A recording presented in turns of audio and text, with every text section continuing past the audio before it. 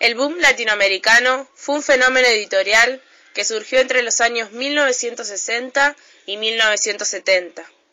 Está relacionado con los autores Gabriel García Márquez, de Colombia, uno de los principales protagonistas del movimiento; Julio Cortázar, de Argentina; Carlos Fuentes, de México; Augusto Roa Bastos, de Paraguay; Mario Vargas Llosa, de Perú; Jorge Amado, de Brasil; José Donoso, de Chile; José Lezama Lima, de Cuba. Su trabajo es experimental y muy político, debido a la situación general de América Latina de la década de 1960. El éxito repentino de los autores del boom fue en gran parte debido al hecho de que sus obras se encuentran entre las primeras novelas de América Latina que se publicaron en Europa. El género literario más trabajado fue la narrativa corta en novelas y cuentos. Las décadas de 1960 y 1970 fueron décadas de agitación política en toda América Latina, en un clima político y diplomático fuertemente influenciado por la dinámica de la Guerra Fría. Este clima sirvió de base para los trabajos de los escritores del boom latinoamericano y definió el contexto en el que sus ideas, a veces radicales, tenían que funcionar. La Revolución Cubana en 1959 y los intentos frustrados de Estados Unidos de atravesar la Bahía de Cochinos pueden considerarse como el inicio de este periodo. A lo largo de los años 1960 y 1970, regímenes militares autoritarios gobernaron Argentina, Brasil, Chile, Paraguay, Perú y muchos otros países. Muchos tienen la creencia que estos gobiernos cooperaron entre sí en términos de tortura o eliminación de opositores políticos para disponer de sus órganos en la llamada Operación Cóndor. En el periodo comprendido entre 1950 y 1975 se produjeron cambios importantes en la forma en que la escritura y la literatura se plantean en términos de interpretación y escritura.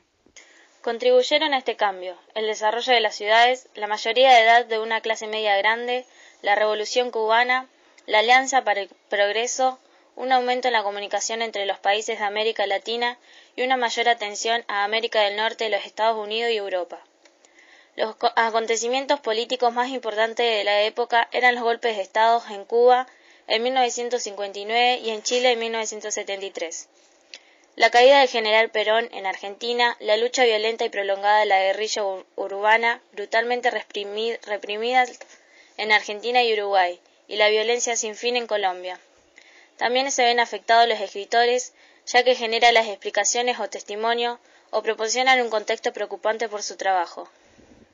La mayor atención prestada a los novelistas españoles de América y su éxito internacional en la década de 1960, un fenómeno que se llamó el boom, afecta a todos los escritores y lectores en ese periodo.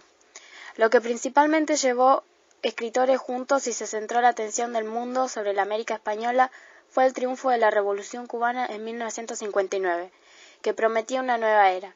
El periodo de euforia se puede considerar cerrada cuando en 1971 el gobierno de Cuba endureció su línea de partido y el poeta Herberto Padilla fue obligado a rechazar en un documento público llamado Visitas decadentes y desviadas.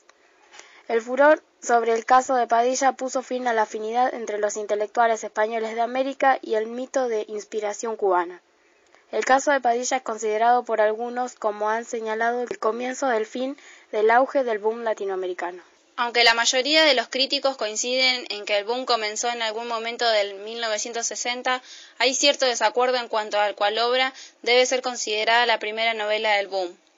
Para algunos sería Rayuela, de Julio Cortázar, 1963, mientras que otros prefieren La ciudad y los perros, de Vargas Llosa, que ganó el premio Biblioteca Breve en 1962. Fernando Alegría considera Hijo de hombre, de Augusto Roa Bastos, que fue publicada en 1959 como la obra inaugural del boom.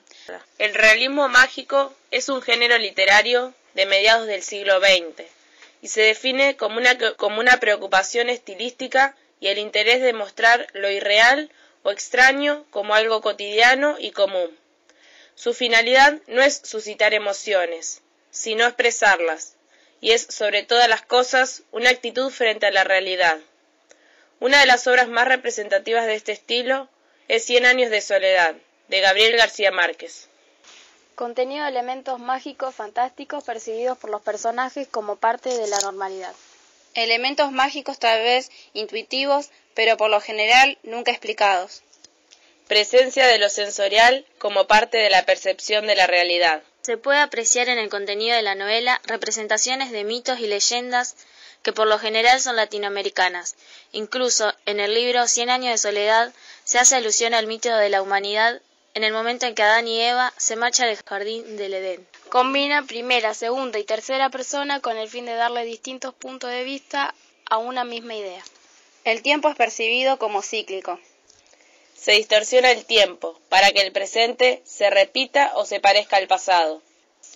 Transformación de lo común y cotidiano en una vivencia que incluye experiencias sobrenaturales o fantásticas. Los personajes pueden morir y luego volver a vivir. Planos de realidad y fantasía. Los hechos son reales, pero tienen una connotación fantástica. Los personajes presentes en la obra de esta corriente suelen tener viajes. Tiempo cronológico. Ruptura de planos temporales. Mezcla de tiempo presente con tiempo pasado y tiempo futuro.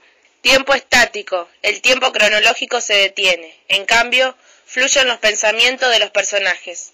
Tiempo invertido. Es el más contradictorio. Considerar la noche día.